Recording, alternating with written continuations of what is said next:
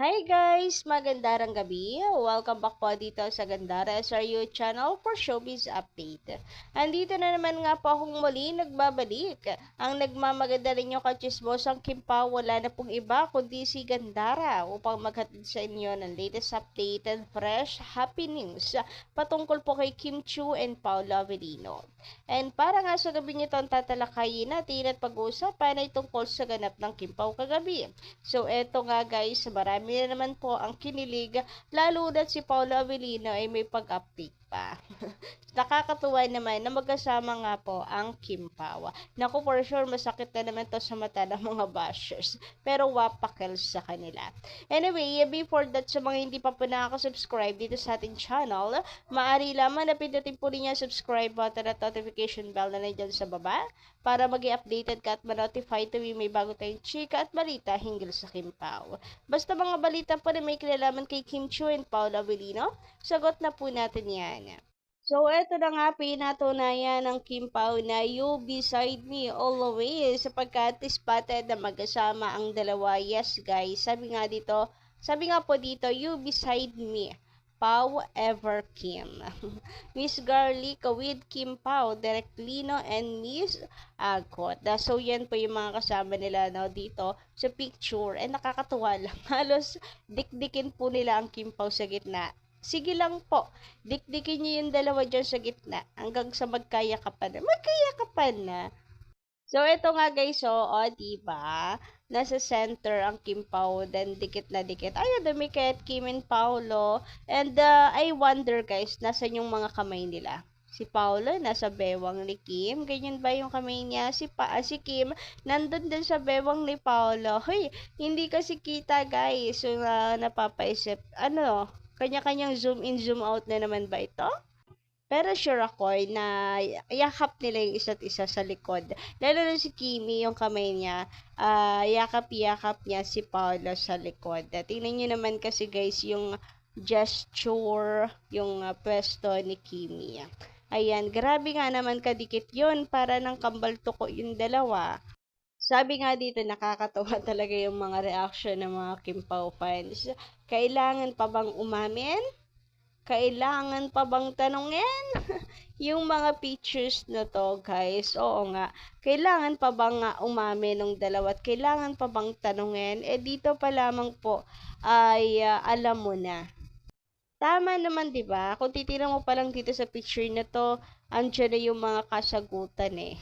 'Di mo na kailangan pang magtanong at hindi na rin kinakailangang umamin pa ng Kim Pawa. Dito pa lang alam na. So, eto, hashtag Kim Chiu, hashtag Paula Avellino, hashtag Kim Pawa. Sabi tara, masingit ko lang pala guys. Kanina, no, nung maghahanap nga po tayo ng update sa Kim Pao as of 5 p.m. magpa 5 p.m. po nito. Grabehan yun, umaapoy, popular now ang Kim Pao. So, trending at pinag-uusapan ang Kim Pao guys sa social media world. Hindi lang po ito sa Blue App, pati po sa Black App. Alam niyo ba yung mga term na yun? FBX. Talagang pinag-uusapan na sila. Grabehan, buhay na naman po ang Kim Pao fans. Kasi naman, sino po makaka-get over dito? Ito pa nga nakakatuwa nga yung mga says ng Kim Pao fans, yung mga reaction nila. Ito pa, sabi dito, etong mga ka-Kim Pao, kasama nila si Ninong at Ninang. Huy, grabihan, kasala na agad-agad. Ninong at Ninang pala. Hashtag Kim Pao, hashtag Paolo Avellino, hashtag Kim Chiu. Parang ang lakas meeting with Ninong and Ninang. Binibigyan ng invitation for their wedding. Huy, grabihan, lakas ng imagination natin ha. May bukas pa. Baka na naman di kayo makatulog niyan. Ha, naku, kasalanan ko na naman.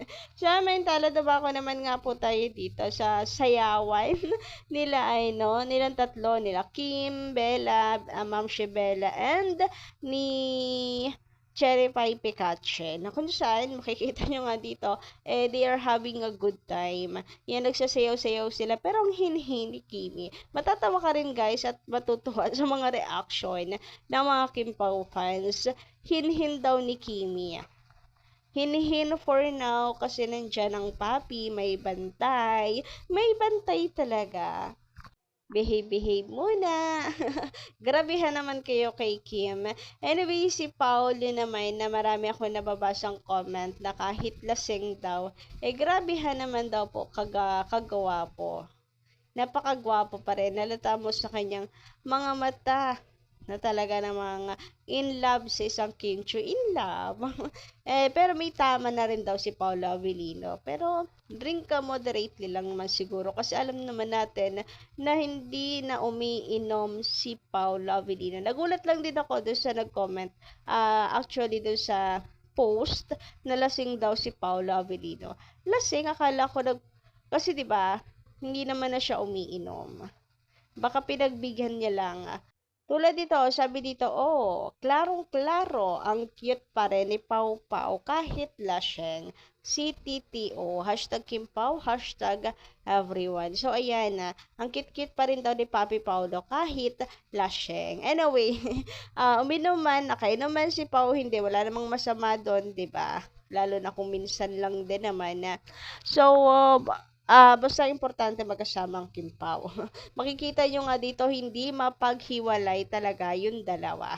Laging sa upuan, magkatabi, magkasama, and take note, magkasabay ding dumating. O, diba?